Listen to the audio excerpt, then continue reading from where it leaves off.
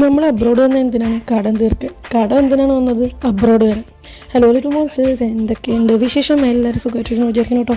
ഞാൻ ഇന്നലൊരു വീഡിയോയിൽ കണ്ട ഒരു വാചകമാണ് കേട്ടോ ഇത്. ഇത് കേട്ടപ്പോൾ എനിക്ക് ഭയങ്കര, ഞാനിത് ഇടയ്ക്കിടയ്ക്ക് കേട്ടിട്ടുണ്ട്. എനിക്ക് തോന്നുന്നു ആരുടെയൊക്കെയോ വീഡിയോസിലെല്ലാം ഇതുണ്ടായിരുന്നു, കേട്ടിട്ടുമുണ്ട് ഞാൻ പല പ്രാവശ്യം. എന്താണെങ്കിലും എനിക്ക് തോന്നിയൊരു കാര്യം ഞാൻ പറയാം.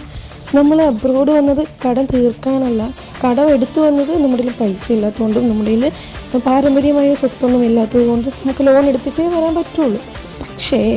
പക്ഷേ ഇവിടെ വന്നു കഴിഞ്ഞിട്ട് നമുക്ക് കിട്ടിക്കുന്ന ഈ ലൈഫ് അത് എൻജോയ് ചെയ്യുക, അതിന് വേണ്ടിയിട്ട് പരിശ്രമിക്കുക. അതിന് വേണ്ടിയിട്ട് ഇപ്പം നമുക്കിവിടെ വരാനുണ്ടായ ഒരു പേ ബാക്ക് മാത്രമാണ് ലോൺ എന്ന് പറഞ്ഞുകൊണ്ട് ലോൺ അടയ്ക്കേണ്ടതെന്നുള്ള ഞാൻ പറയുന്നത്. ലോൺ അടയ്ക്കണം, ശരി തന്നെയാണ്. പക്ഷെ നമ്മളിവിടെ വന്നത് പഠിക്കാൻ വേണ്ടിയിട്ടായിരുന്നു, ഒരു ന്യൂ ലൈഫ് സ്റ്റൈലിന് വേണ്ടിയിട്ടായിരുന്നു, അല്ലാണ്ട് കടം തീർക്കാൻ വേണ്ടിയിട്ട് മാത്രം ആയിരുന്നില്ല.